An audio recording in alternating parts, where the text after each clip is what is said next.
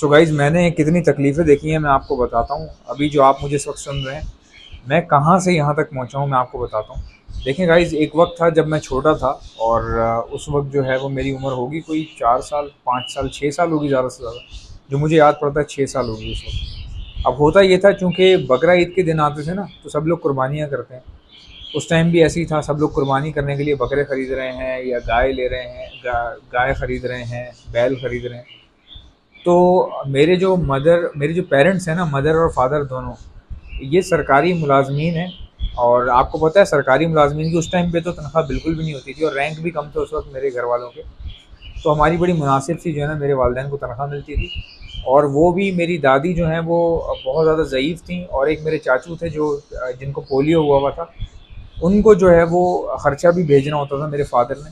और बड़ी मुश्किल से 2 घर चलाते थे, ख़ुद हम कराची में रहते थे और फिर उनको अपनी दादी को ख़र्चा भेजना, ज़ाहिर है वो भी बेचारी ज़ईफ़ थी, तो उनको भी करना था, देखना था सारी चीज़ें। अब ऐसे में मैं बहुत छोटा था, 6 साल का बच्चा था। भाई 6 साल के बच्चे को क्या पता होगा, उनको तो घर की परेशानी नज़र ही नहीं आएंगी। एक मिनट ज़रा मैं माइक चेक कर लूँ। अच्छा, इतना मैं मतलब छोटा था, तो जब वो कुर्बानी के दिन आते थे, हर बंदा कोई बकरा ले रहा है, कोई गाय ले रहा है, बकरा तो हर किसी के हाथ में। तो मैं 6 साल का बच्चा ना, ऐसे हमारी गली में ना एक लड़का था, दोस्त है मेरा, बहुत अच्छा दोस्त है। उसके ना हमेशा 2-2 3-3 बकरे होते थे हर ईद पे ना। और हम लोग जो है वो कुर्बानी उस टाइम पे नहीं कर सकते थे, क्योंकि पैसे इतने नहीं थे उस वक्त और इतनी ज़्यादा सेविंग्स भी नहीं होती थी। रेंट पर रहते थे हम लोग उस वक्त। तो वो उस बच्चे के 2 बकरे आते थे और मैं उससे बोलता था कि यार आप ना एक काम करो। मैं छोटा था 6 साल का, वो मेरे से बहुत बड़ा था उस वक्त, लेकिन इतना ज़्यादा फ़र्क नहीं है, एज इट इज़ वो भी एक बच्चा ही था और मैं उससे बहुत छोटा था। तो मैं उससे कहता था यार आप अपने ना एक बकरे की रस्सी ना मुझे दे दो, और इससे ये होगा मैं भी टहला लूँगा। आपके पास 2-3 बकरे हैं तो एक बकरा मैं टहला लूँगा आपका।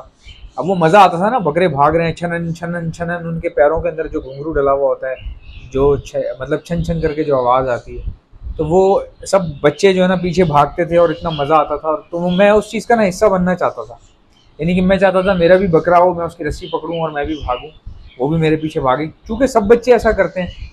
तो मैंने अपने उस दोस्त को कहा, मैंने कहा तुम ना, तुम्हारे पास 3 बकरे हैं, एक मुझे दे दो और एक की रस्सी मैं पकड़ लूँगा, तो मैं भी ऐसे भागूंगा सबके साथ आप लोगों के। उसने मुझे कहा कि नहीं, उसने मुझे कहा नहीं, मतलब मैंने कहा तुम मुझे अपना बकरा दो कि थोड़ी देर टहलाने के लिए। उसने कहा नहीं। आप यकीन करो यार, 6 साल का बच्चा, मतलब मैं 6 साल का था उस वक्त। 6 साल क्या उम्र होती है। मैं अपने गेट के आगे ना अपने पैर समेट के और ऐसे हाथ ना बांध के ना और मुंह नीचे करके, मतलब मैं किसी को देखता भी नहीं था। ये मना करने के बाद ना, जब मुझे मना किया जाता था ना कि आप नहीं मिलेगा बकरा, तो मैं सिर्फ नीचे देखता रहता था। और बड़ा मुश्किल टाइम था वो। वो टाइम ऐसा था कि जाहिर है उस टाइम कुछ कर भी नहीं सकते थे। तो मैं अपनी मदर से कहता था कि हमारा बकरा कहाँ पर है, तो मेरी अम्मी कहती थी आप बोल दो कि हमने अपने नाना के साथ हिस्सा डाला हुआ, जो कि हिस्सा होता ही नहीं था। मुझे उस टाइम भी पता था, मैं छोटा था, क्योंकि हमारे पास इतने पैसे नहीं थे कि हम कुर्बानी वगैरह उस टाइम पे ना कर सकें।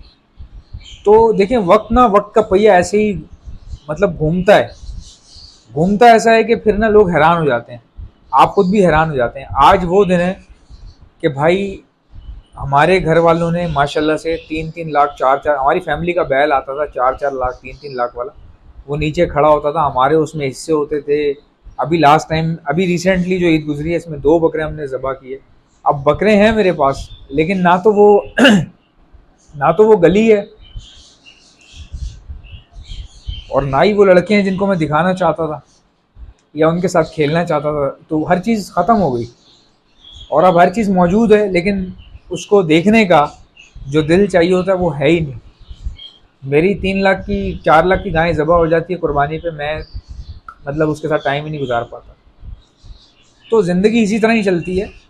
आप अगर परेशान हैं तो ये मत समझिए कि आप बहुत ज़्यादा परेशान हैं, आपसे ज़्यादा भी लोगों ने दुख देखे होंगे, गम देखे होंगे। हमेशा आगे बढ़ने की बात करें, आगे चलने की बात करें। अगर आपके दिन आज बुरे हैं तो कल अच्छे हो जाएंगे, और जिसके दिन अच्छे हैं वो डरे कि या अल्लाह मेरे ये अच्छे दिन अच्छे ही रहें, आगे मेरे साथ कुछ बुरा ना हो जाए। सो गाइज, मिलते हैं नेक्स्ट वीडियो में। आई होप कि मेरी वीडियोस आपको पसंद आई होंगी। अल्लाह हाफ़िज़।